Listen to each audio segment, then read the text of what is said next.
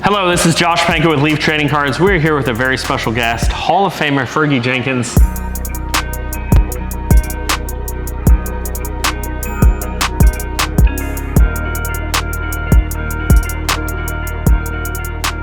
What's the thing you miss most about not playing? The money. I can't believe the money these guys make. I know, right? It's crazy. It is crazy. My rookie salary, $6,000. Oh my God. 19, I came up in 65. A rookie salary now is $750. Yeah. You know, I had two consecutive good years. You're making $1 million. Right. Yeah. Right. Did you even get signing bonuses back then? I don't want to embarrass myself. My signing bonus was like $1,000. Do you have a favorite moment from your career? Favorite moment? Yeah. Is there one moment that sticks out more than others? Getting to the big leagues at the age of 21. First time I pitched at Connie Mack. You know, running from the bullpen and saying to yourself, hey, this is what you work for. You know? Yeah. What was the first team you pitched against? Cardinals. Okay. St. Louis. I beat Bob Gibson in relief. Wow. Yeah, I phoned my dad that night and said, hey, Dad, guess who I beat? He couldn't come up with a word. I said, hey, it's our division. I beat the Cardinals. I came in the 6th inning, relieved Jim Bunning. Okay. I pitched 4 innings. That's awesome. Beat Gibson That's amazing. in relief. As a 21-year-old. Yep. Yeah. Not a bad debut. No, I look back and I kept the clippings. My dad had a subscription to some of the newspapers, Sporting News and whatnot. He had a bunch of scrapbooks. Did your parents collect any of your cards? No, I did most of it myself. Did you collect any game used or anything from people you played with? I had a museum. Okay. That collected shirts. Yeah. You know, I lost all the stuff that I really, I don't know, I was looking forward to keeping. But the guy that was in charge of it, he ended up being a con man. Oh no. So I lost Dick Allen's bat, Clemente, Mays, Aaron. Oh, jeez. A lot of the guys would sign bats for me. Yeah. Before the season was over, before they retired. Right. Oh, that's so I lost a lot of that. And I lost some of my 20-game balls. Oh. But who knows? It might show up. Somebody will have it at a show. Someone will find it, yep. Yeah. What do you think of the game today versus when you were playing? That's totally changed. You think it's changed in a good way or not? I watched the game. Guys get called out on called strikes when they have a check swing. Yeah. That's the new thing now that bothers me. Umpires, they're down the line. So if your bat even comes close to the area of the plate, it's called a strike. Yeah. You know, I average almost 8 strikeouts a game. I'd have probably had 12. Yeah. Nolan Ryan probably had 10,000 strikeouts. You know, Sir Gibson, a bunch of us would probably had at least a couple more thousand. Yeah. Sure. Incredible. But it's just that check swing. You know, I hate to interfere, and it's just that's their domain now. I'm retired. I've been out of the game too long to have a voice. But I've mentioned to the general manager a few times, they ought to start running more. They don't run at all. And I used to run all the time between starts. That's kept my arm strong. Yeah. So that's just a theory that I wish they would try to get back to. They run a little bit in spring training, but not enough. We used to run 20 poles every day, line to line, every day, line to line. Joe Becker was the pitching coach with the Cubs. I had him for 8 years. And he just, he had a thing that, hey, if you can't run, you can't pitch on his staff. And he'd tell guys that all the time. You better get out there and run. Well, doesn't so much of your strength come from your legs? Yeah, upper body, lower body, abdomen, everything. I mean, there's so many different parts of your body that you use as a pitcher than your brain. Yeah, there's always a guy that's got a 10-cent head. Great arm, 10-cent head. Yeah. Who was the hardest guy you faced? Clemente was tough. Okay. Willie McCovey with the Giants. Yep. I think Carew was one, right? And Rod Carew in the American League. And I had Al Kaline too. Okay. Al Kaline was just a steady hitter. And he just told himself, I'm looking for one pitch. Yeah. He wouldn't, he'd take sliders, take changeups. take fastballs away until he got his pitch. Yeah. Now the guys, they have that great big bat now, that torpedo bat. Yeah. I've been in the clubhouse, I've seen them. It's large. Yeah. Then it gets smaller towards the end, and that's why hitters are fouling so many pitches off. Guys that have an inning that has a lot of high velocity, 25, 30 pitches, one hitter might foul off 9 pitches. Yeah. Until you get him out. It's not like a one-pitch hitter. Right. You know, that was not. I think in my career, I think I maybe did it 4 times, where 3 pitches sometimes. Yeah. Boom, pop That's up, crazy. ground ball. Next guy, he had a check swing and a little easy ground ball in the infield. Yeah. Did you play other sports growing up? Yeah, I was a hockey player. That's how I got noticed. I didn't know Yeah, that. the scout that came to my hometown, I was 15. I was playing hockey, juvenile hockey in my hometown. And he was I was a defenseman. And he came to the arena from the advice of Jerry McCaffrey. Okay. They were buddies that went to school together. Said, you got to come take a look at this 15-year-old. This guy's a pretty good athlete. So I got into a fight that night at the hockey at the arena. So the game's over. He came by the dressing room. He says, and he just right away says, Ferguson, how come you're so violent? I said, that's not the nature of me, but guys said, hey, we get into fights playing hockey. So we worked out for like almost 3 winters, and he converted me from a first baseman to a pitcher. Okay. Smart man. He knew more than I did that I wasn't going to be a better pitcher than a first baseman. Quite a good pitcher. Yeah. I had a pretty good arm, and I think to this day I've told lots of people it could be genetics. I never had a sore arm. Really? I pitched 21 seasons. Never had a sore arm. Never had any problem with my arm. Wow. Is it sore now as you're older at all? Oh, I got a brand new shoulder. Okay. Oh, wow. Okay. Brand spanking new a year ago. I was doing a fantasy camp and it froze on me. Oh, really? So the doctor said, he advised me, said, well, with all the arthritis and whatever you got in there, chips, be best just to operate. So when he went in there, he said, after the surgery was over, he said, I put a brand new shoulder in for you. I said, what? I have an instrument that goes way down in my sleeve all the way around. Okay. And it connects together. I'm just now starting to get into my back pocket. Okay. You know, I can reach, do everything I want, you know. Yeah. But it took about a month before I could get back to my back pocket. But it's coming around. That's and great. so I played golf maybe 8 times. Okay. But the swing is still there. So I'm happy for that. Yeah, that's great.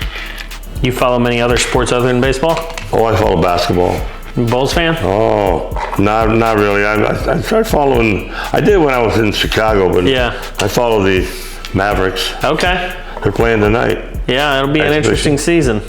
Yeah, they got this young Cooper. Yeah, Cooper. Yeah, he looks like he's a hell of a player.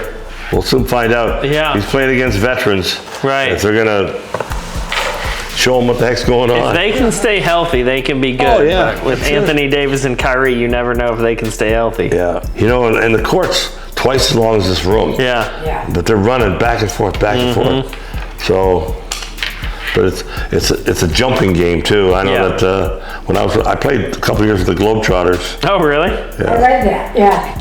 That I just told myself, you don't need to be under the basket. Yeah. The big guys coming down with elbows and. That must have been fun playing with the. It was with Curly Neal and Mental Arc, Shelwood Hall.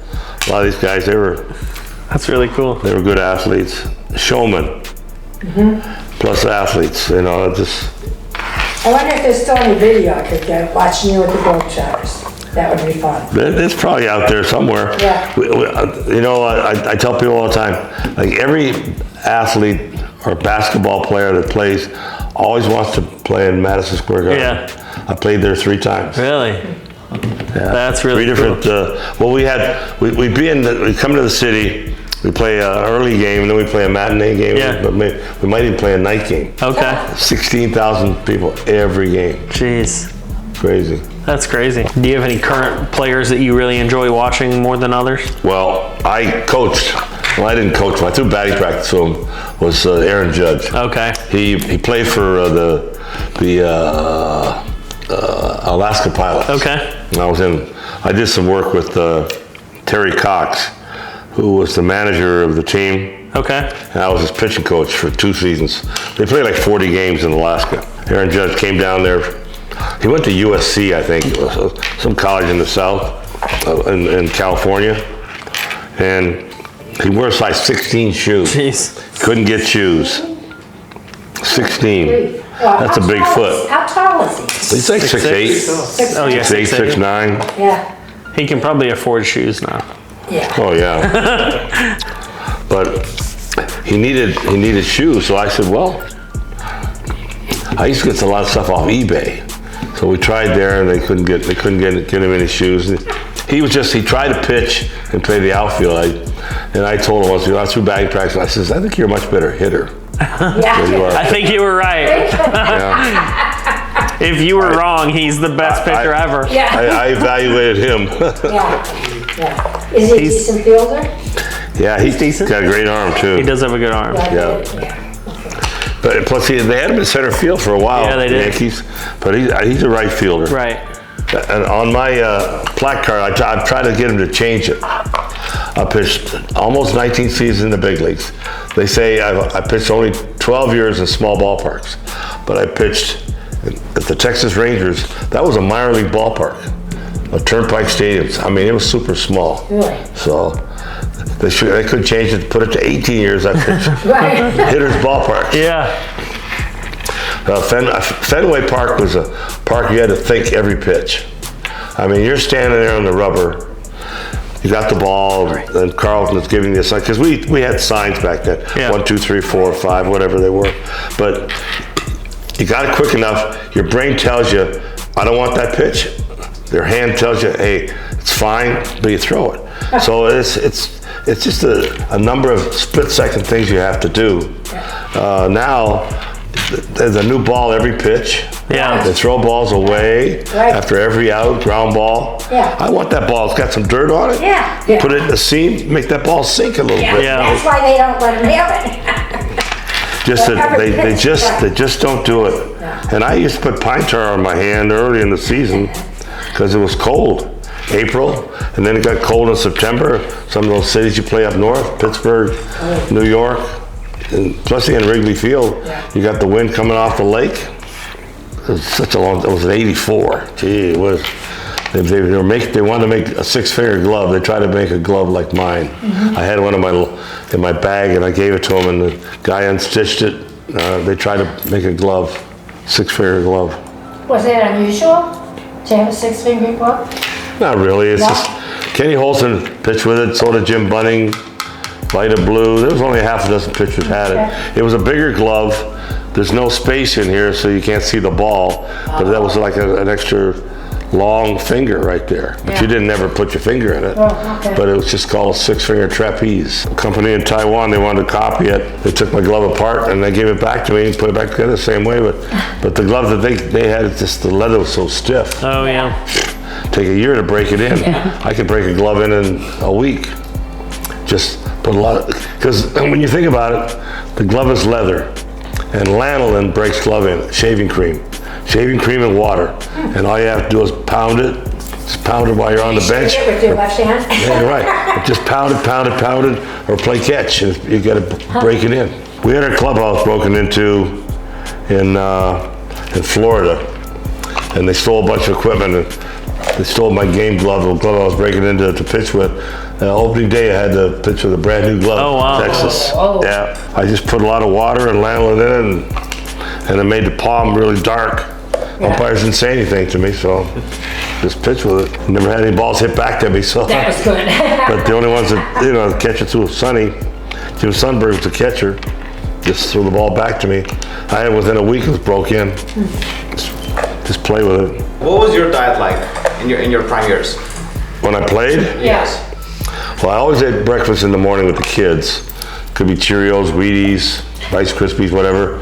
If there was a night game, I always had pasta. And then maybe some protein, Carbs. steak. Now, did you do that even if you weren't pitching? Yeah, steak and egg sometime. Well, Ernie and I roomed together. He's always steak and egg guy in the Okay. morning. So he'd order two orders of steak and eggs, even if I wasn't pitching. Okay. But on the road, I think the biggest thing is you got to have enough I think, protein and carbohydrates in your system to play. Right. For athletes. And I think that, and I always drank lots of water, and I took salt tablets, which that's taboo now. Okay. They don't want you to take salt tablets. Yeah, because I didn't perspire a lot. Yeah. But it's for the body secreting water. Right. So. It's like electrolytes, right? Yeah. Yeah. Gatorade wasn't even invented then. No. So I think that for me, the salt tablets, two tablets an inning, just helped me from perspiring too much. But now I'm into a lot of fruit. I eat a lot of berries in the morning, strawberries, blackberries, and then afternoon. And the wife, she's into these Sonic burgers now. Okay. They're good. Double cheese Sonic burgers. Before I left, I had to go get her a double cheese Sonic burger. Like 11:30. And I said, honey, I just like them. It's okay.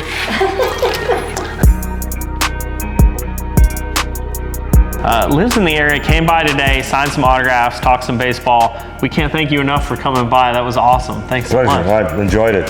You know, it took me a while to find the place, but I found it. Yeah, it is a little hard to find, but it was a great day. Oh, it was. Signed some cards. Look for some on-card autographs coming in Authentics next year, and then he'll also be signing some stickers that'll be coming in future baseball products. So can't wait for collectors to get your cards. Beautiful. Sounds good. Thank you so much, Fergie. Thank you.